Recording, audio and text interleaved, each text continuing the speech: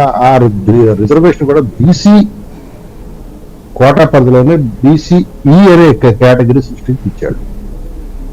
50% లోపల ఉండాలి కాబట్టి అది వాళ్ళు అనుకున్నట్లుగా 6%, 5% కాకుండా 4% కుదించబడి. ఇక్కడ మనం గమనించాల్సిన అంశం అంటే బీసీ హోదా రిజర్వేషన్ ఇచ్చిన దాంశంలో ఆంధ్రప్రదేశ్ రాష్ట్రంలో ఉన్న ఆ యొక్క రిజర్వేషన్ తొలగించటం కేంద్ర ప్రభుత్వానికి కుదరదు. ఇది కొద్ది గుర్తు పెట్టుకుని దయచేసి.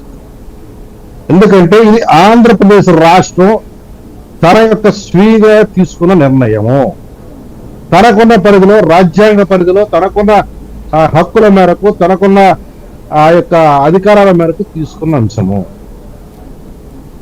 కేంద్ర ప్రభుత్వం చేయాలనుకుంటే రిజర్వేషన్ సంబంధించి, ముస్లింలకు సంబంధించి కేంద్ర ప్రభుత్వ చట్టాల ద్వారా వారు చేసుకోవచ్చు.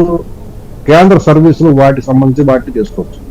కానీ ఈ రోజు రాష్ట్ర ప్రభుత్వం, ఆంధ్ర రాష్ట్ర ప్రభుత్వం ఇస్తున్న ఆ 4% అనేది కేంద్ర ప్రభుత్వ సర్వీసులకు సంబంధించింది కాదు, కేంద్ర ప్రభుత్వ సంస్థలకు సంబంధించింది కాదు, కేంద్రానికి సంబంధించిన మిగతా ఏతర విషయాలకు సంబంధించింది కాదు, కేవలం రాష్ట్రానికి సంబంధించింది.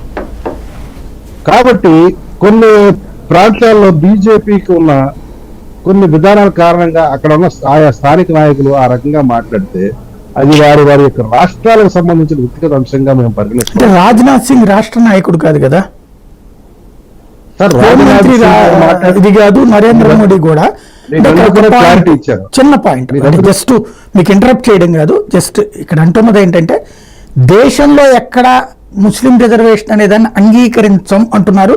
దానికి ఆంధ్రప్రదేశ్ని ప్రయోగశాలగా చేశారు, దీన్ని అంగీకరించం అన్నటువంటిది రాజ్నాథ్ సింగ్ చెప్తుంది.